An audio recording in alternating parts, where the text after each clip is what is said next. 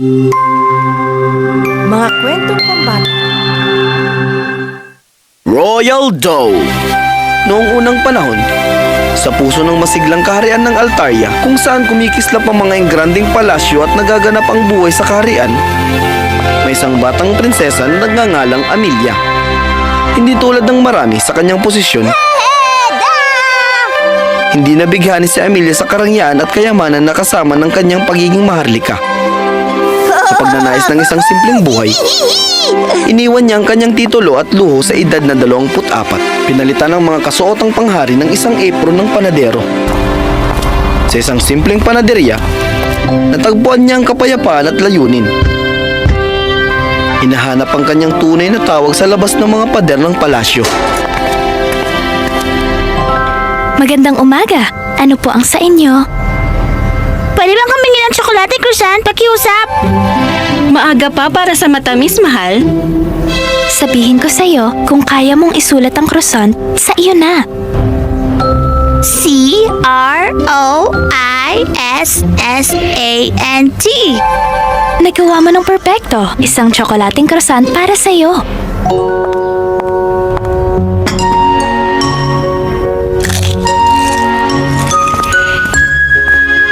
Patuloy ka pa rin sa pagiging guro, iyong kamahal.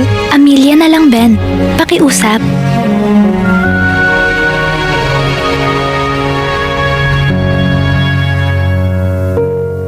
Ano ang ginagawa ko?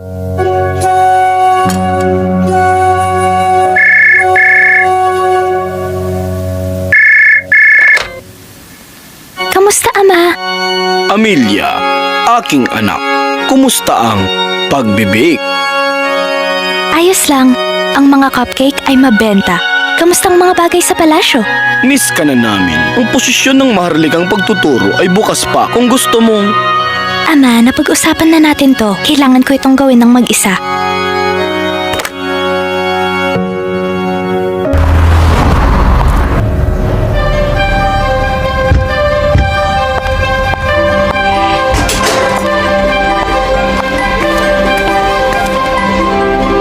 Magandang umaga. Anong gusto niyo ngayon?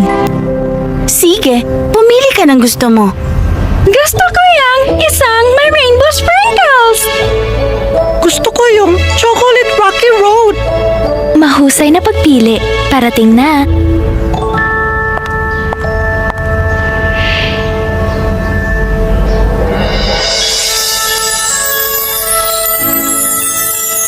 Ikaw ba yan? Kamukha mo si Prinsesa Amelia. Oh, yan ba? Isang nakakatuwang salo-salo. Salamat, Binibini! Walang anuman, prinsesa. Mag-enjoy ka sa iyong mga treats.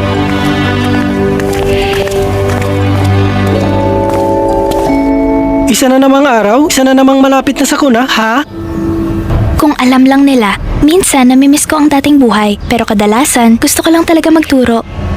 Bakit hindi mo subukan? Ang galing mo sa mga bata. Sa ekonomiyang ito, di sapat ang pagtuturo sa pangbayad ng renta.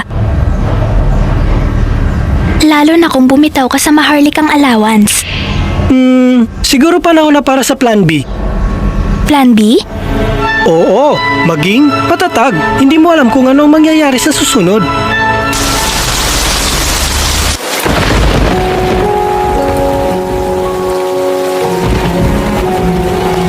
Ay nako, ulan na ulan sa labas. Huli na ba para sa kape? Hindi pa huli. Ano ang gusto mo? 3 espresso, pakiusap. Marami akong papeles na kailangan markahan. Mahirap na araw? Wala kang ideya. Mahilig ako sa pagtuturo, pero minsan dumarami ang trabaho at talagang sinusubok ka ng mga bata. Oh, isa kang guro? Sa Oak Haven Elementary School, mukhang interesado ka. Gusto ko talaga magturo. Talaga? Bakit hindi ka nagtuturo? Buhay, siguro. Ang panderya na ito hindi naman tumatakbo mag-isa at may mga bayarin ako. Gastos. Mga responsibilidad.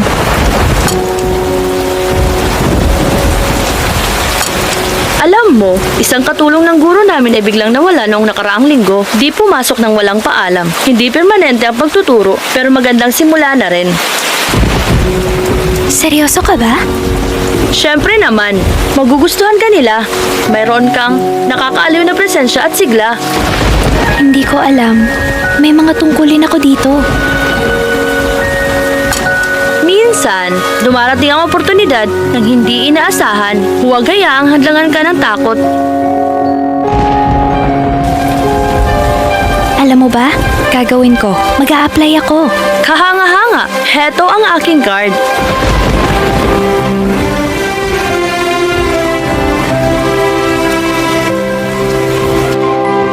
Pagkatapos ng maikling pag-uusap na iyon, si Amelia ay kinakabahan at sabik ng sabay. Halos hindi siya nakatulog buong gabi.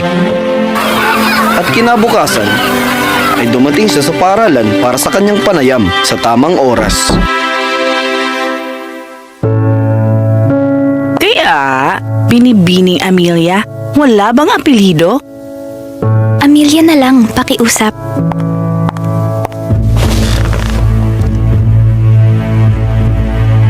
Mahusay, ang kakulangan mo sa formal na karanasan ay nakakabahala.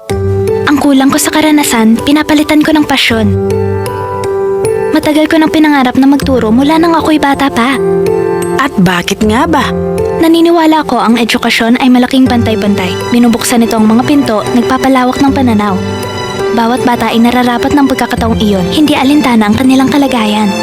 Isang marangal na pananaw, ngunit ang pagtuturo ay hindi lamang tungkol sa hilig. Ito ay mahirap na trabaho, mahabang oras. Hindi ako estranghero sa masibag na trabaho. Nagtatrabaho ako ng 10 oras sa paninderya. Pero kahit sa pinakamahirap na mga araw, ang pag-uudyok sa isang bata na isulat ang croissant o turuan sila magbilang ng sukle, iyon ang nagpapaganda sa lahat. Sige, Amelia. Mukhang may pag-asa ka. Si Binibining Martinez ang magbibigay sa'yo ng karagdagang impormasyon sa ngayon. Good luck at magkita tayong muli. Salamat.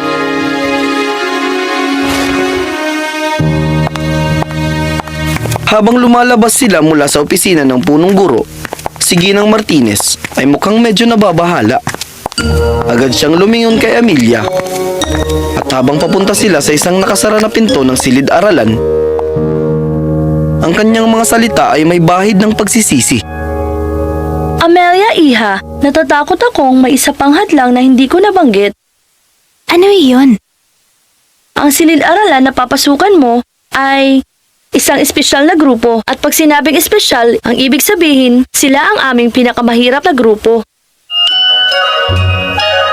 Ang tawagin silang basagolero ay kulang na paglalarawan. Ayaw ko mang aminin, pero pinaghihinalaan namin na kaya umalis ang kapalit namin dahil sa kanila. Oh, Dapat ay binalaan na kita kanina. Ang sama ng loob ko na sinabak kita rito. Pero, may kutob ako sa'yo, Prinsesa Amelia. Sa tingin ko, ikaw makakaabot sa kanila. gagawin ko ang makakaya ko. Good luck! Kailangan mo ito.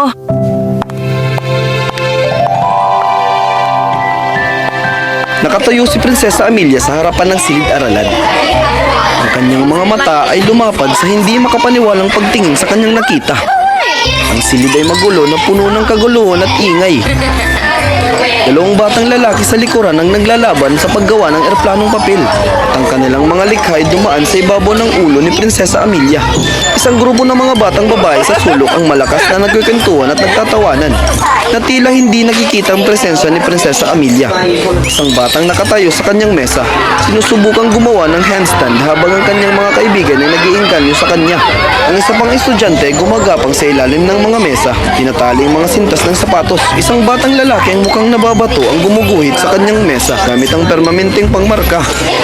Tatlong batang biglang naglaro ng catch gamit ang gusot na bola ng papel na halos tumama sa aquarium sa bawat hagis. Isang batang babaeng nakapusod ang buhok at may braces na umiikot sa gitna ng silid, sumisigaw ng malakas. Magandang umaga sa inyong lahat. Ako si Prinsesa Amelia, ang iyong bagong guro. Ang magulo at mga sabik na tunog ng mga boses, tawanan at pagyuyugyug ng mga paa ay nakakabingi. Sige mga bata, subukan natin ulit. Magandang umaga. Ngayon, mag-i-enjoy tayong lahat. Sino ang mahilig sa lobo? mag Maglalaro tayo ng laro. Ipapasa ko ang lagayan ng mga lobo. At bawat isa sa inyo ay pipili ng isa at pupunuin ito ng hangin. Pagkatapos, gamit ang permanent marker, isulat ang iyong pangalan sa lobo. Ngayon, ihagis natin ang mga lobo sa taas. Okay, ang gagawin nyo ay hahanapin ang lobo na may pangalan nyo. Meron kayong 3 minuto. Sige na! Tapos na ang oras. Meron bang nakahanap ng kanilang lobo? Ngayon, ito ang masayang bahagi. Ngayon, piliin nyo ang lobo na pinakamalapit sa inyo at ibigay ito sa taong nakasulat ang pangalan sa lobo. Makikita nyo mga bata, ang mga lobo ay parang kaligayahan. Hindi natin ito mahahanap kung tayo lamang ang nagmamadaling maghanap para sa sarili natin. Pero kung tayo ay nagmamalasakit sa iba, sa huli, matutulungan din natin itong mahanap ang sarili natin. Binibining Prinsesa Amelia, pwede ba natin gawin ito ulit bukas?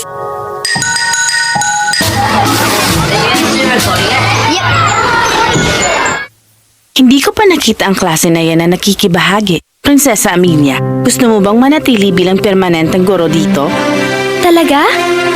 Oo. Siyempre. Pasensya na. Talagang... matagal ko nang gusto to. Di mo kailangan humingi ng tawad. Nakikita ko kung gaano ito kahalaga sa'yo. Ang iyong hilig ay saktong kailangan ng mga batang ito. Maligayang pagdating sa Oak Haven Elementary. Magsimula ka na sa Lunes.